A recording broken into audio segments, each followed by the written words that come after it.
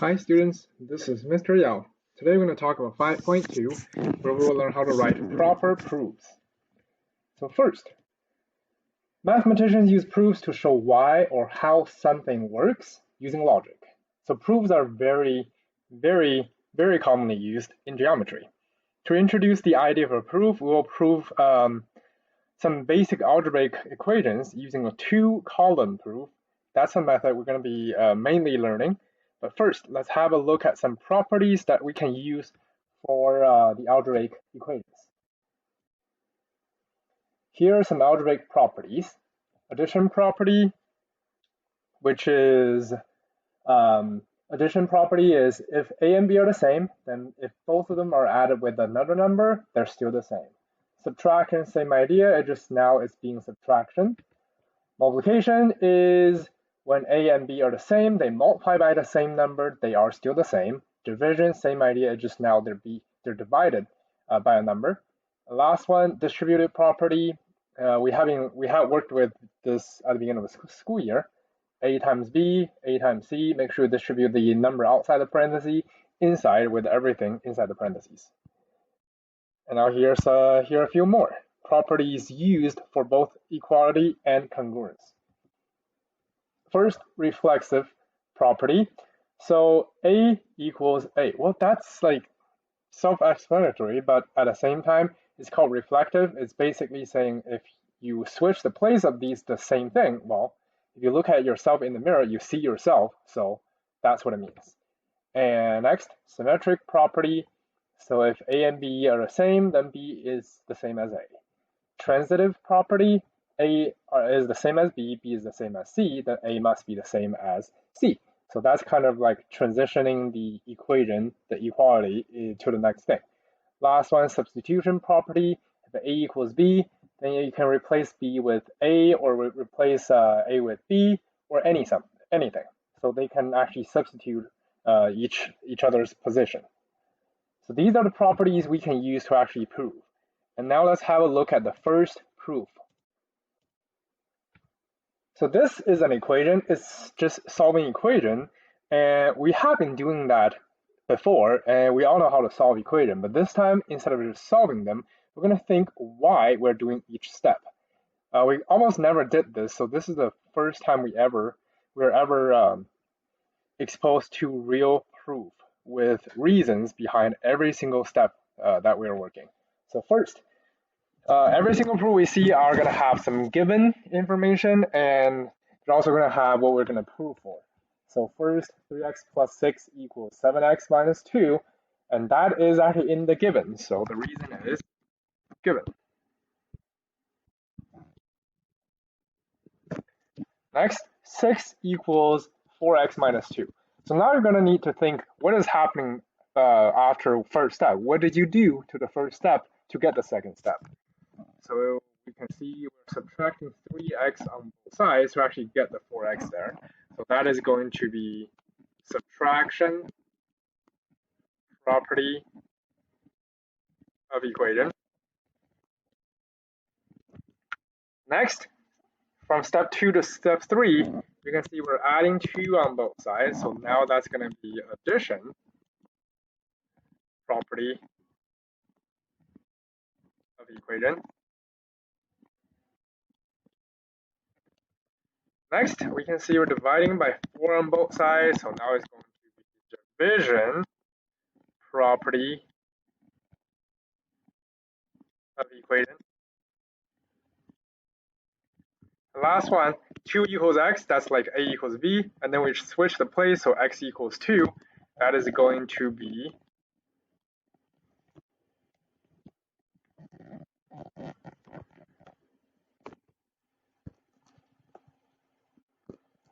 symmetric property of equation. And there's our first proper proof. Now let's move on to the next example. This time we're filling in some statements and some reasons. So a lot of time for the first step is always we're going to see what kind of information we're given. So the first step is always given, which is 4x plus 8 equals x plus 2. And next step, what happened is we're subtracting x on both sides, so we got the 3x. That is going to be subtraction property of equation. You can call it equation or inequality, it's fine. Next, we're going to subtract 8 on both sides. Also, we can see here it says subtraction, so that's what we need to do. 3x equals -6. Next, in order to finish it, we're going to divide both sides by 3, so we got x equals -2. That is going to be division property of equation. And there's example 2. Next, example 3. This time we're writing statements and reasons all by ourselves. First, we already know it's going to be to see what's given, and that is given. Next, what we're going to do is we're going to need to move the variables, so we're going to add 3y. Actually, since we're trying to get x by itself, this is what we're proving. So we're going to subtract 6y on both sides. So our second step, we're going to have 1/2 x equals 8 minus 3y. And that is going to be subtraction property of equation. And now step 3. This time we are going to multiply both sides by 2. So we're going to get third step as x equals, so now you're like, oh, like typically we just already distribute, but in actual, what's actually happening is we actually need to write it down before we want to distribute. So we're being very thorough here when we actually write these statements. We're going to go step by step, not doing two things in the same step. We're going to have 2, then 8 minus 3y. So this step is just multiplication. So if you're like, oh, when you actually write a step, and if you're actually having to write 2 reasons, that means it's actually 2 different steps. So next step is we're actually going to distribute. So we got 16 minus 18y. So that is going to be this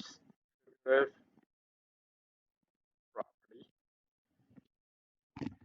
And we're done with the third proof. So these are some algebraic equation proofs to just warm us up to the idea of proof. Now let's actually get some geometry ones. Before we do that, we do have quite a few postulates and theorem that we're going to look at. So first, an angle addition postulate. The larger angle equals the sum of the measure of its parts. So that again is saying if we have angles, angle 1, angle 2, angle 3, the whole thing is going to equal 1 plus the angle 1 plus angle 2 plus angle 3. Their measurements add all together. Then we have segment addition postulates. So we have line segment, and we have, say, portion 1, and portion 2, and portion 3. They can add together to get us the whole thing, the measurement of the whole thing. Next, vertical angle theorem. Vertical angles are congruent. So in this case, we can see the shape in the shape. Angle 1 is the same as angle 4 because they're vertical angles. And 2 is the same as 3. And 5 is the same as 8, 6 is the same as 7. So these are vertical angles because they're opposite to each other from intersections. So these are a few things that we can use. Now let's have a look at the first one. So for this example, we're actually not looking at these numbers. We're looking at the top numbers. Okay, so statements. Given, that means we're just copying down what's given. C is the midpoint of AD. And if C is the midpoint of AD, that means AC equals CD. That's understandable because that's a midpoint. So this is midpoint definition. That's how midpoint is defined. Next, we can see this little m. This little m always means measurement. So now we're saying the measurement of AC is the same as the measurement of CD. And that is because we're changing this congruent. So that is by congruence. So basically the definition of congruence can tell us if they are congruent, the measurements are going to be the same. Next, substitution property. We can see the measurement of AC in this case is 5x. The measurement of CD in this case is 3x plus 8. That's why we're substituting them with what they actually are. In the next step, what we're doing is we're subtracting 3x on both sides. So that is going to be subtraction property of equality. The last one, it says it's division. That means we're dividing both sides by 2, so we got x equals 4, and that's actually what we want to prove.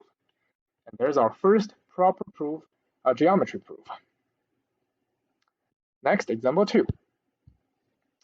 Similar idea. Given, we're going to copy everything down that's given, angle CDE and angle EDF are supplementary. Okay, next up, they're supplementary, and then now it says, oh, we got 180 degrees. Well, that's the definition of a supplementary. So supplementary definition. Next, we can see we're replacing the CDE with the x, which right here, we're replacing the EDF with 8x minus 90.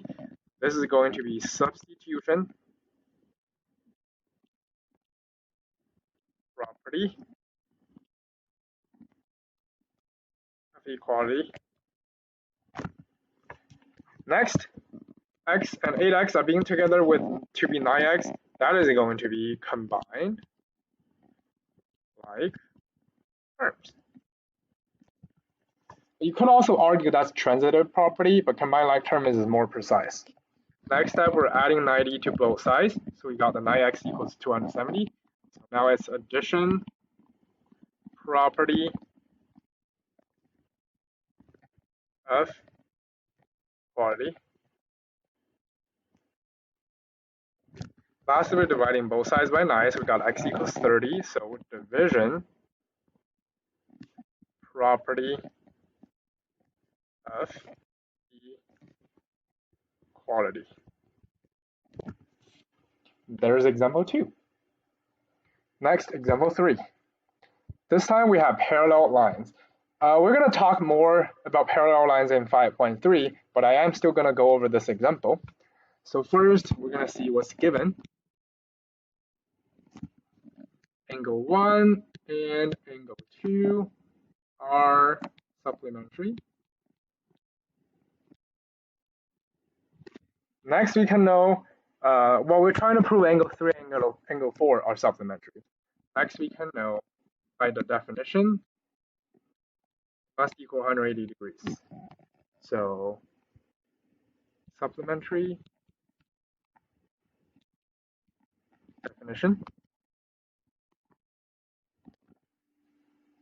Next, in order for us to get from angle 1 and 2 to angle 3 and 4, the only thing we know is vertical angle. So next, we can say angle 1 is congruent with angle 4. And that is by vertical angle.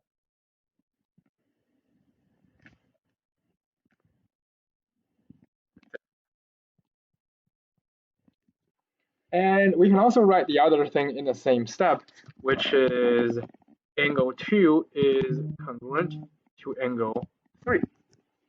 That can give us the same thing. They are vertical angles. And because they are vertical angles by the theorem, next we can actually know the measurement of angle 1 is the same as the measurement of angle 4. And the measurement of angle 2 is the same as the measurement of angle 3. And that is by congruence.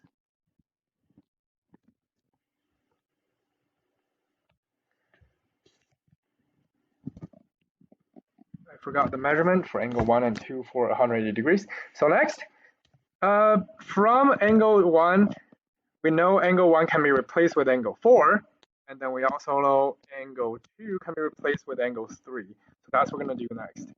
Angle and the measurement of angle 4 and the measurement of angle 3, they can actually add together to equal 180, and that is by substitution.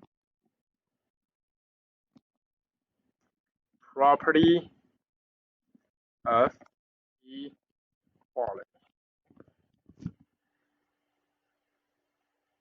And because of that, now we can, since they actually add together to equal 180 degrees, we can say angle 3 and angle 4 are supplementary.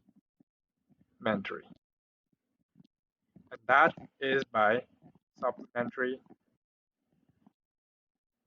definition again.